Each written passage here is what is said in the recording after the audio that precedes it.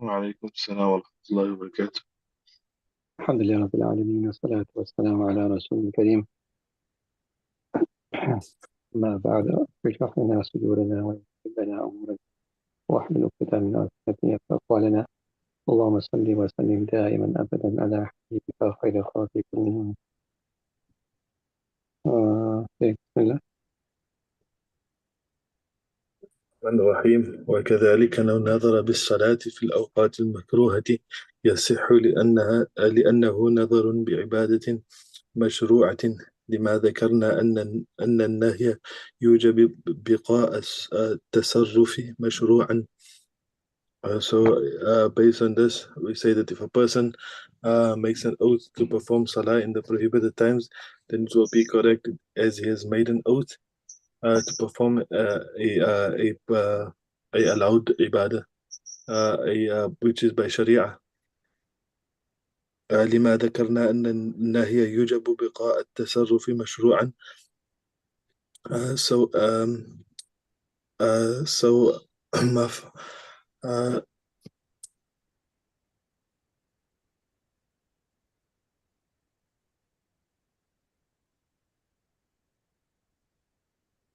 ما أفكر مولانا يامي. Yeah, can you ji can you Okay,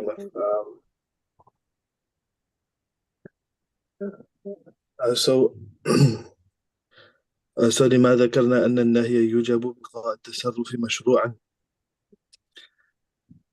ولهذا قلنا لو شرع في النفل في هذا الأوقات لازمه بالشروع. So as we have previously mentioned that the Nahi requires the prohibition extra to be valid. So as a result of this, we say that if a person begins performing a nafil salah in these times, وارتكاب الحرام ليس بلازم لزوم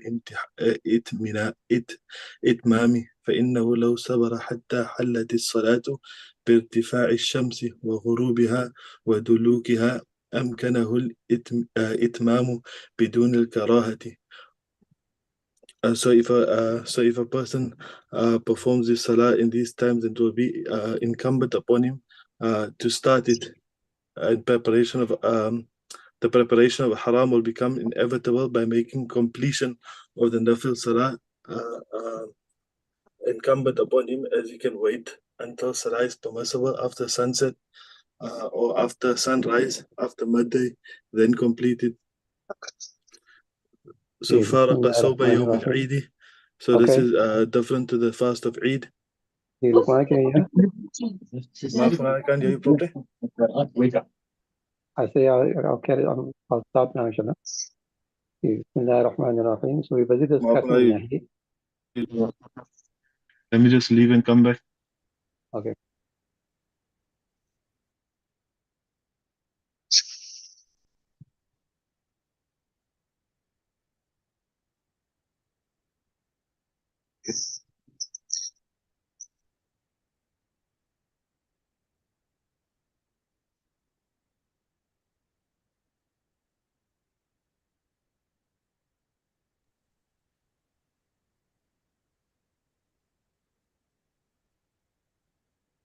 yeah you can hear now.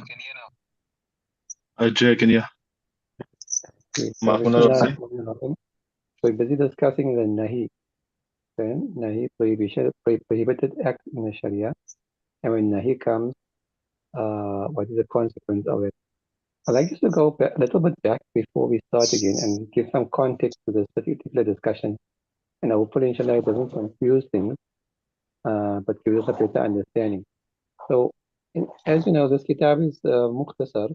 It's a brief kitab meant to introduce the student, the talib al-ilm, to the subject. So the author has very briefly discussed each subject, even though sometimes the subject matter is very, very vast in other kitabs. So with regards to Nahi, just some background. Where does this whole discussion fit in? So this discussion fits into this context here that where there is Nahi and the Sharia, Quran and the Sunnah, specifically tells us, now, obviously like how we did in the Amr Bayan, that when Allah Ta'ala has ordered us to do something, then يَقْتَضِي حُسْنُهُ. that demands or that indicates towards the goodness of that action. Otherwise, Allah would not have instructed us to carry out that action, right? In the same way, where there's nahi, a prohibition, it indicates towards the opposite. It indicates towards the kubh, and it indicates towards the evil of a particular action. Otherwise, Allah Ta'ala would not have prohibited us, stopped us from doing the particular action. Okay? So just like how you had hasanun li'aynihi in the Amr Bayan and hasanun li ghayrihi, so here also you got qabih li'aynihi, something which is evil within itself, wrong within itself, reprehensible within itself, and qabihun li ghayrihi. There's nothing wrong with the actual act in the asal, but there's something wrong with the sifa. There's a sifa, there's something connected to it, a quality or an act which is connected to the action. It is spoiling the action and making it qabih. Okay, so so that's the first thing. Now, second point is that if the Sharia, when it has prohibited something, gives itself an indication that this action is haram or prohibited because of a qubh fi aynihi, then that is then we will act accordingly. And if the Sharia gives us indication that it is qabih fi ghayrihi, then we'll also act accordingly. This discussion that we're discussing now is where there is no qarina. There is no indication from the Sharia that is this action qabih li'aynihi or qabih li'ghayrihi. Okay? So up till there, the Ahnaf and the Shawafi, they are in agreement. If something is qabih li'aynihi, then obviously its asal is from the very rule, from the very inception, it will not be allowed ever. And with qabih li'ghayrihi, then obviously it's because of the ghayr, that particular action is not being allowed, not because of its asal, because of the sifa, not because of its that. So the question arises when the Sharia does not indicate as to why this action is being prohibited, then what? So the Shawafi say in that case, we will say it is qabih li'aynihi. If the Sharia has not indicated as to why an action is qabih, then we will say it is qabih li'aynihi. That is why there is a disagreement. The Ahnaf have this explanation or these details. The Ahnaf say no, we will look at whether it is a fi'lu hisni or fi'lu shari'i. Are we being prohibited from a sensory action or are we being prohibited from a shari'i action? Okay? And if we are prohibited from a sensory action like zina and so forth, then that will be qabih li'aynihi. But if we are being prohibited from a shari'i action, like salah during its makruh time, then this will be qabih li'ghayrihi. Otherwise, the salah itself is not being prohibited, but the act, the sifa, meaning reading salah at that makruh time, sunrise, sunset, or zawal, that is what is spoiling the action, that is what is spoiling the salah. But the salah itself remains permissible to do. Understood that? Sure. So that's the context behind this whole discussion. There is more details, but we don't have to go into that. So we did a few examples yesterday, like Bay'ul Fasid. That's why we say it's Bay'ul Fasid, not Bay'ul Batil. The Shawafi, because they're in disagreement, they all say it's Bay'ul Batil. And Bay'ul Batil means that when something is Batil, it means that whatever ahkam is connected to that particular law, that those ahkam won't take place, the effect won't take place. You will not become the owner of the goods. There will not be an exchange of wealth for a product and so on and so forth. It's as if it didn't happen. That is the difference between batil and fasid. We say no, it's fasid, meaning that the deal went through, but it has been spoiled.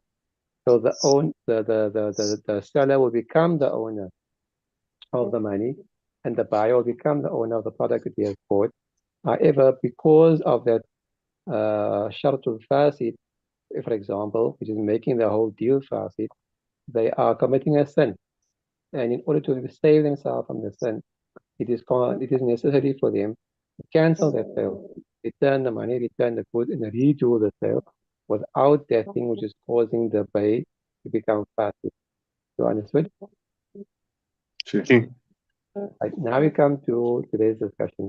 And we probably won't do a lot tonight because If we do carry on beyond that point that you read, we're going to get stuck somewhere in between and we won't be able to finish the discussion.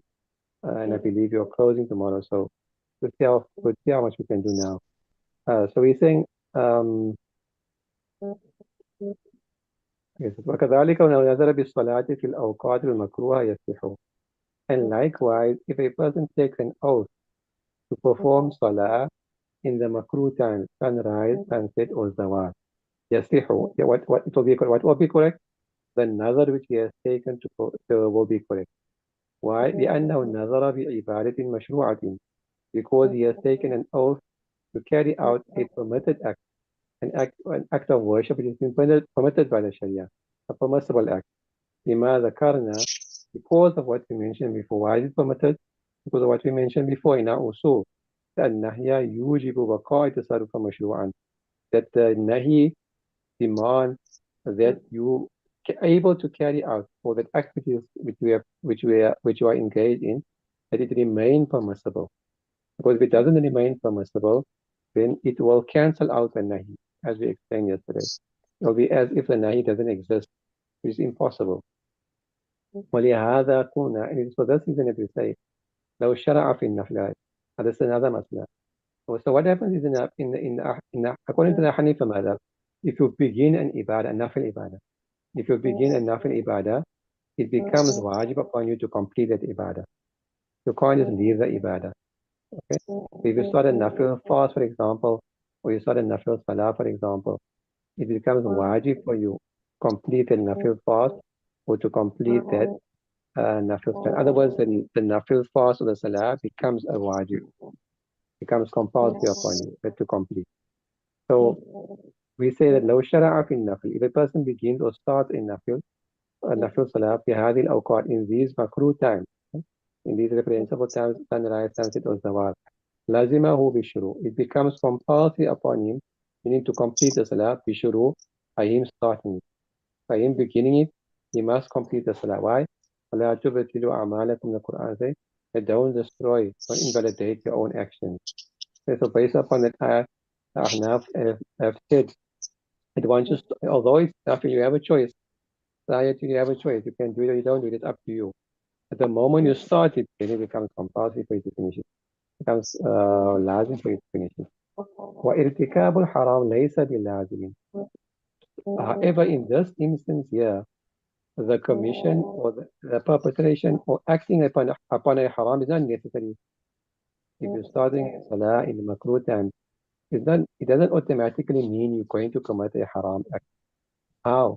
Because of the obligatoriness to complete the salah. Okay? Because salah it can be extended over a period of time. And these makruh times are only for a short few minutes. Sunrise takes a few minutes, sunset takes a few minutes, zawal is for a few minutes. Understand? So because you have started the salah in that haram time, doesn't mean that you have to complete the salah in the haram time. It will be possible for you to complete the salah in a manner you're not committing any. How? فَإِنَّهُ لَوْ صَبَرَ. In this way, if he reads the salah patiently, meaning that he extends the salah beyond the zawal time, for example, حَتَّى حَلَّتِ الصَّلَاةِ, until such a time when the salah becomes permissible for him to read. Let's say zawal is at 10 to 1, 50 to 53, for example, then 10 to 1 up to 53. And he extends the salah to 54, 55. Understand? So in that time, the salah becomes permissible. The irtifa' al-shams by the sun moving past the zenith. So, or in the case of sunset, the sun setting itself. So in this way, or by the sun rising. In all of these instances, by him extending the salah up to such a point where the salah becomes permissible, أمكنه الإتمام بدون الكراهة. It is possible for him to complete the salah without any reprehensibility, without any karaha in the salah. Okay? So because it is possible for him to do so, and to make the salah in such a way that it becomes correct and valid, it will be different to the fast of Eid. Salah during the makruh times is not the same as fasting on the day of Eid. Why? Because as we did before, a fast, it is the time is a mi'ad for the song. You start at sunrise and you end at sunset. You can't make it shorter, you can't make it longer. And then the time, so and the day of Eid is also from sunrise to sunset. It extends for the entire period. Understood? So it's not possible for you at all to fast on Eid day without you covering the whole day of Eid. Like unlike Salah. Salah you can go beyond the makruh time. And fasting on Eid, you can't go beyond the day of Eid. Because you have to end the fast at the time. You start the fast when the day of Eid starts, and you end the fast when the day of Eid finishes. Okay? So yes, it's not possible for you to complete the fast outside of the day of Eid. فإنه لو شرع فيه لا يلزمه عند أبي حنيفة ومحمد رحمه الله تعالى. Therefore, if you start the fast on the day of Eid, according to Shaykhain, it's not compulsory upon him to complete the fast. He can break the fast and he can keep it some other time. Okay? He can break the fast and he can keep it some other time. Why? In order to avoid the karaha of fasting on a particular day. Why? لأن الإتمام لا ينفك عن ارتكاب الحرام.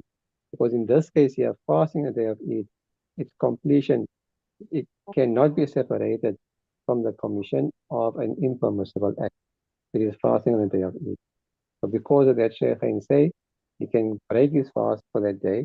He won't be sinful, and he won't have to repeat make qada of it, but he'll have to keep the qada, the nazar, on some other day, which is not the day of Eid. Sure. So the next part, like I say, is connected to Latar Messiah, which requires a bit of explanation. If you started, you're not going to be able to finish, but I don't want to stay stuck halfway through it. So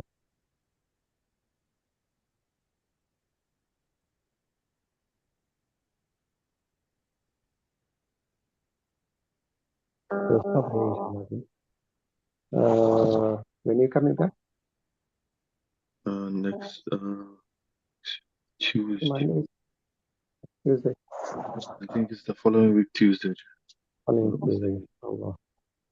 Okay, so the times of the thing, it can probably become a bit awkward by then. But most likely be quite late by 5:10 to 5:20. Just maybe discuss it. We'll pick up the time that we're going to do. And let me know before then. Actually, it's next week, Tuesday, the 1st of October.